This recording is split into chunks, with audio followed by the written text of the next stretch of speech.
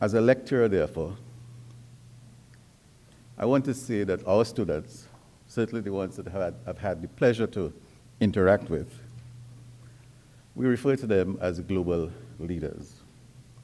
And we get them to think that what you do today is really to contribute towards setting the policy direction and the policy tone for Trinidad and Tobago in the first instance, the Caribbean in the second instance, and certainly the globe.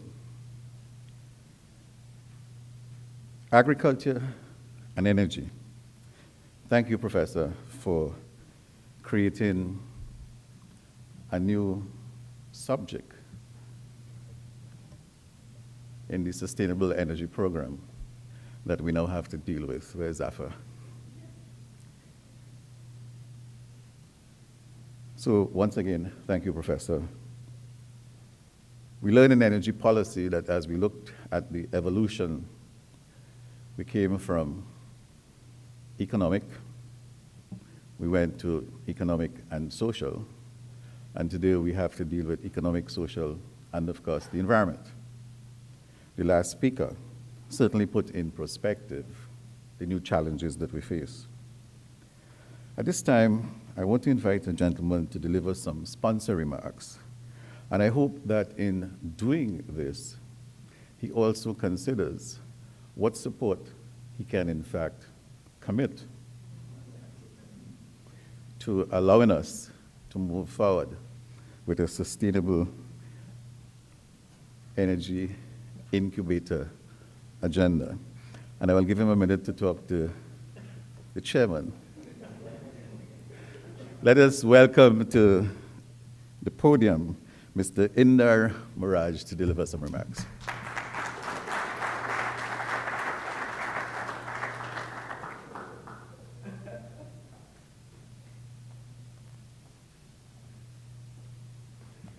Thank you, Mr. Angel.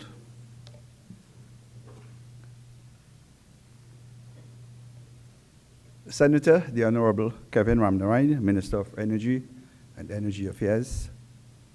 Senator, the Honourable Razia Ahmad, Minister of State in the Ministry of Gender and Youth and Child Development. Mr. Selwyn Lashley, Permanent Secretary, Ministry of Energy and Energy Affairs. Professor Clement Sankat, Pro Vice Chancellor and Principal, University of the West Indies, and also Chairman of the Board of Directors of the Arthur Lockjack Graduate School of Business. Professor Miguel Carrillo, Executive Director and Professor of Strategy, Arthur Lockjack Graduate School of Business.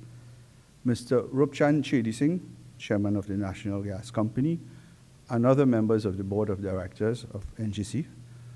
Dr. Vernon Paltu, President of National Energy. Mr. Roger Packer, President of the Energy Chamber of Trinidad and Tobago. Other captains of the energy sector, and I see quite a few of them, very distinguished gentlemen in our presence. Ladies and gentlemen, members of the media. I would like to acknowledge the words of the UWI principal and congratulate the university through the Arthur Lockjack Graduate School of Business on this pioneering event. Actually, I first met Professor Sankat when I was a first-year engineering student, and it was also his first year of lecturing at the University of St. Augustine. Not too long ago, Doctor. The inauguration of this Energy Lecture Series demonstrates that the university is taking the lead in creating an ongoing forum for discussion and analysis of the critical issues that impact our local energy sector. If Trinidad and Tobago is to remain competitive in this evolving energy market, I see this as an important forum for generating informed and a rational debate amongst policymakers, academics, the media, and of course, the citizenry at large. Our national company, NGC, is extremely proud to be part of this inaugural event. The fact that NGC is supporting such a pioneering effort is deliberate. We have been at the forefront of the country's gas-based industrialization efforts since our formation 39 years ago. Starting then with a fairly focused mandate to facilitate the growth of the petrochemical-based industry in the country, NGC has now grown into a fully integrated local energy company with global aspirations. At present, in addition to our significant gas marketing business, we constructed and now maintain and operate Trinidad and Tobago's natural gas transmission and distribution pipeline network. This network comprises of about 1,000 kilometers of onshore and marine pipelines with a capacity of 4.4 billion standard cubic foot per day of natural gas. But this is not to diminish the scope of our other activities, which have become even more important over the last 18 months, with acquisitions totaling just over $1 billion invested on, firstly, an additional 39% shareholding in Phoenix Park Gas Processors Limited, PPGPL, and secondly, Total SA exploration and production assets in Trinidad and Tobago. These ventures join our other investments in industrial port and site infrastructure, our ownership of 10% of Train 1 and 11% of Train 4 in Atlantic LNG, as well as other upstream gas and oil exploration and production assets. With NGC now taking on marketing of LNG cargoes, I can proudly say that NGC, with our other subsidiaries, National Energy and PPGPL, and many other smaller ones, ensure that Trinidad and Tobago is an active, engaged, and entrenched business partner along every step of the local gas value chain.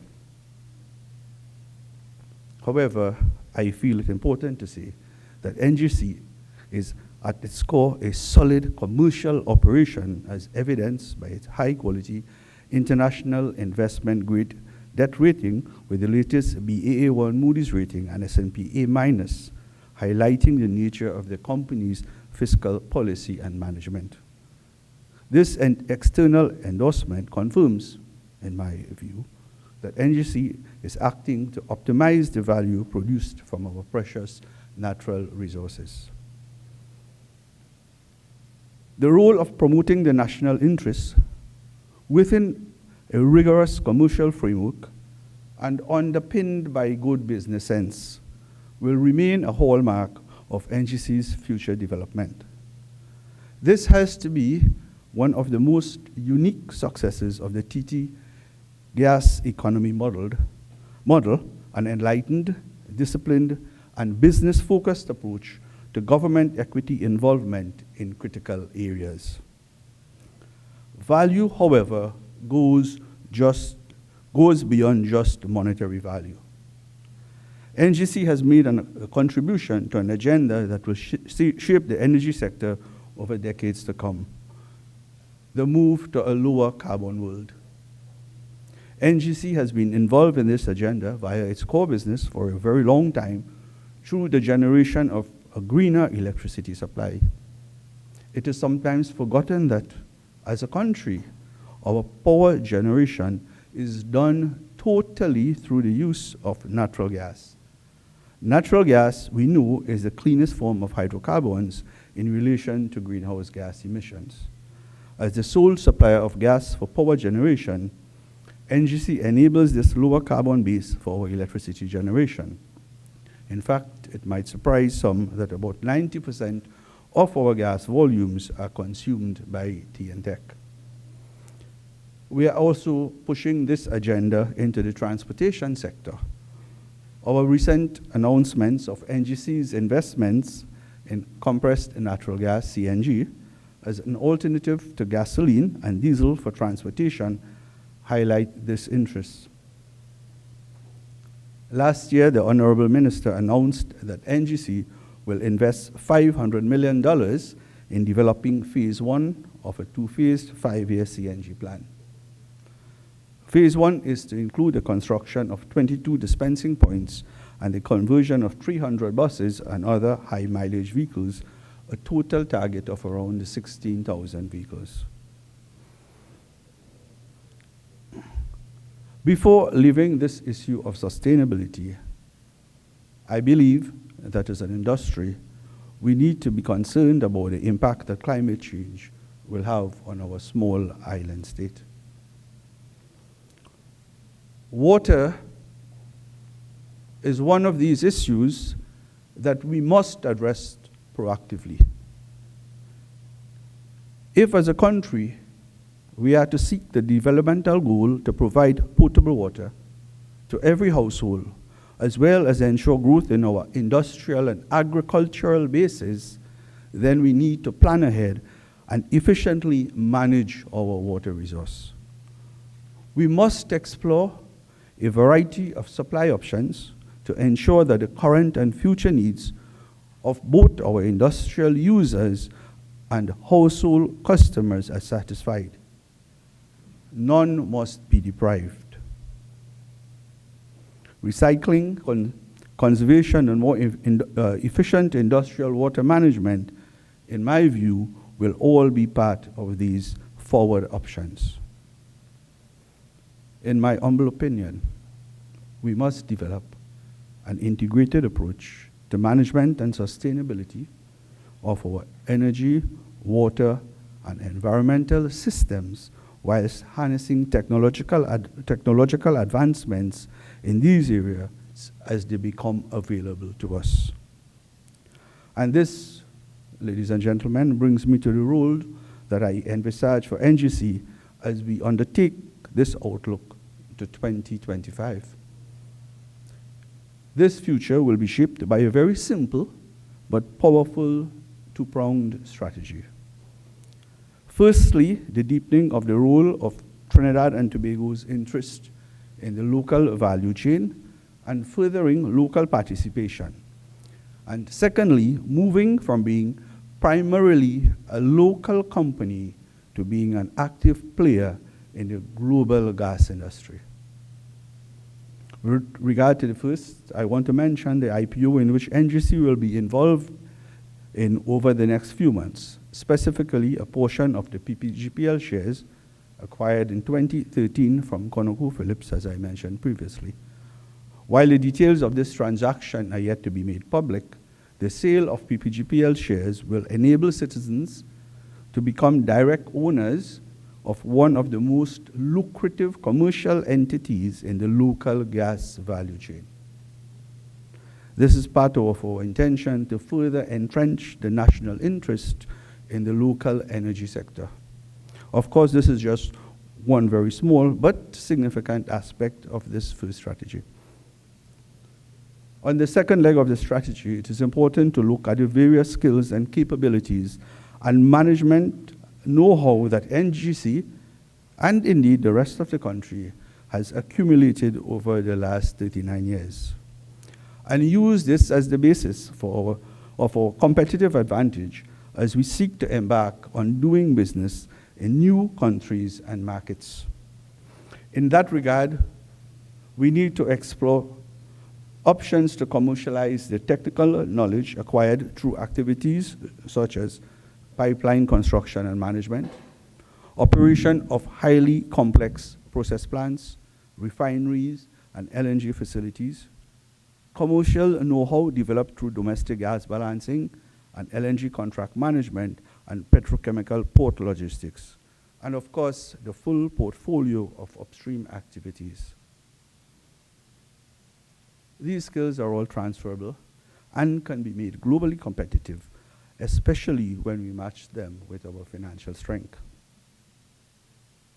So I am excited for NGC as we look at 2025. We have a clear strategy, a committed organization with highly qualified and quality people. There will be challenges and developments that we cannot foresee. Nevertheless, I believe that the more open discussions, our discussions on the emerging issues and trends, the more likely we will not only survive, but thrive.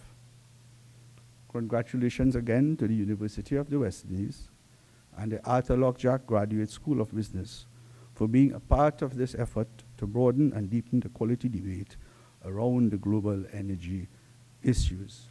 We will always be here with you. Mr. Enel, the local energy landscape will be better for it. Thank you, ladies and gentlemen.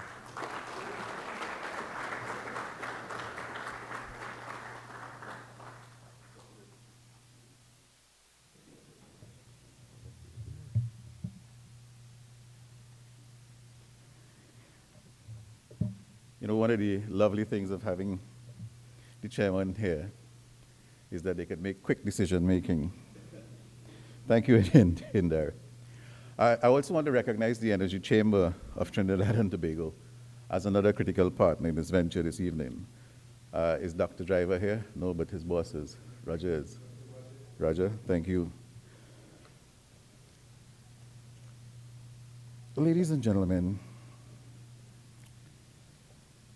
one of the things that we must recognize is that the future of Trinidad and Tobago is what we make it to be.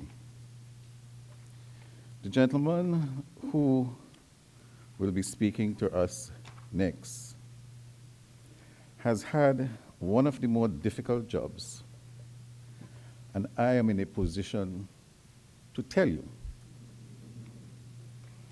because a lot of the problems that I created, he now has to solve. Be that as it may, our next speaker is someone who is no stranger to us.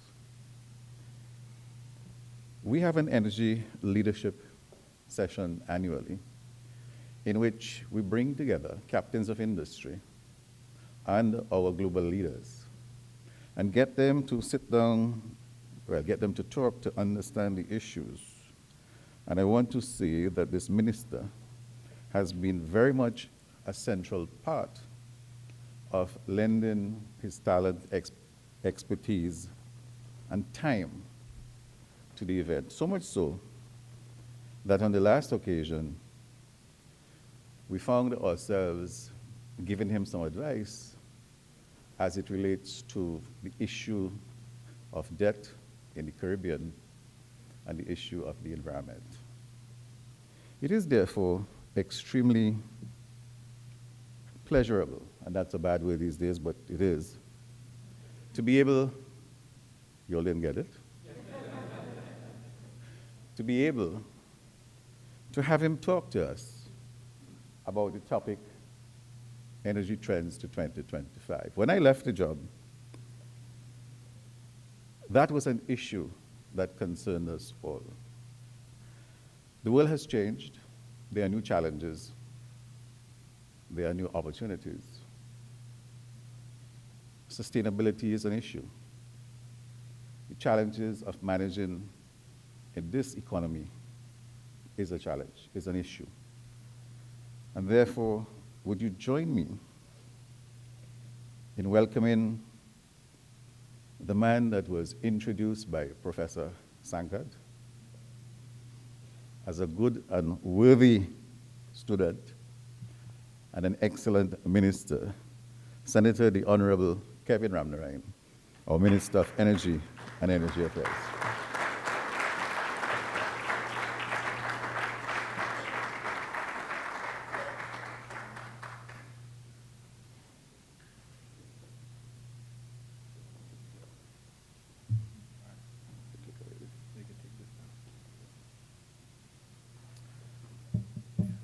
Thank you very much, Chairman Conrad Enel, former Minister of Energy and Energy Affairs. And in the interest of time, all protocols observed. I'm seeing some very impressive people here today. Some of them were not mentioned, and I just want to recognize Norman Christie, the CEO and President of BPTT. Norman, welcome.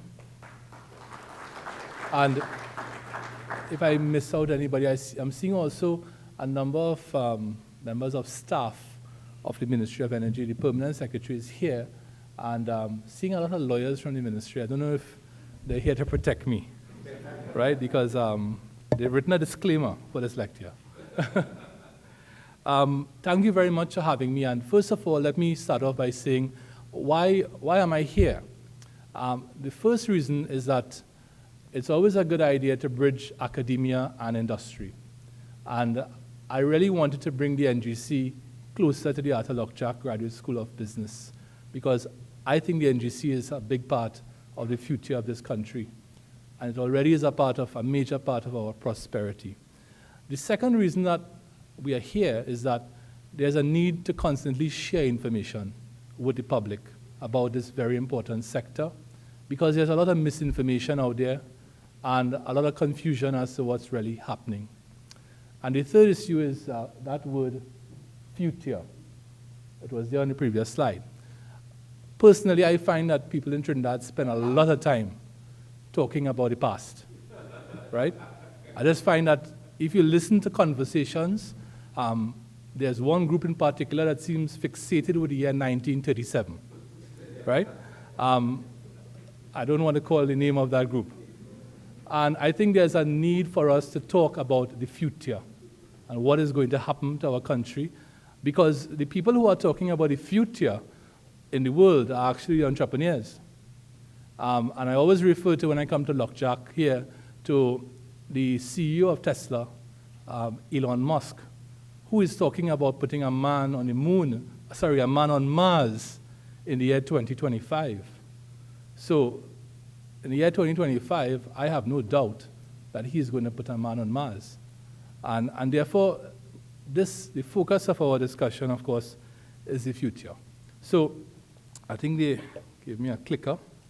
So that's the disclaimer, right? And it's a product of my legal department at the Ministry of Energy. I'm counting about 4 lawyers already here from the ministry, right? So be warned. At the bottom there, should you ignore this disclaimer, you do so at your own risk, right? I start off with this slide here. I'm a great fan of Mr. Churchill. Mr. Churchill says you will never reach your destination if you stop and throw stones at every dog that barks. And there's a lot of dogs barking in Trinidad and Tobago, right? And when I became a minister, I went to visit a guy named Kamaldin Mohammed, very great Trinidadian. And he told me that a minister of energy should not be like a potong, chasing after every car, right? So be very focused. So energy, ladies and gentlemen, is the basis of our modern world. Make no mistake about it. Our ability to understand energy systems, our mastery of the laws of thermodynamics, and electricity were distinguishing features of the 19th century. The harnessing of energy via sources such as coal, oil, natural gas, and nuclear energy have marked the upward surge of mankind for the last 200 years. The world isn't running out of energy. Theories like peak oil are now relegated to the dustbin. About around 1881, a gentleman by the name of Lord Kelvin, one of the most famous physicists of all time, and I thought this was a very funny quotation here from Lord Kelvin. He was clearly a avowed physicist. In science, there is only physics. All the rest is stamp collecting, right? Lord Kelvin, of course, didn't have much respect for the chemists and the biologists and so on of the day. He's actually the first scientist to be elevated to the House of Lords. And when in 1881, he gave an address to the British Association for the Advancement of Science in Edinburgh. And he said that Britain's base, the economic base, was precariously close to disaster. And by that he meant that he somebly warned that Britain's days of greatness might be numbered because the subterranean coal stores of the world were becoming exhausted. And therefore, of course, Britain was running out of coal, which had fueled the Industrial Revolution and the age of steam.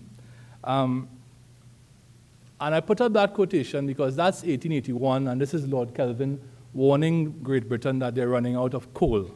And we've heard many times in Trinidad and Tobago that we're running out of natural gas.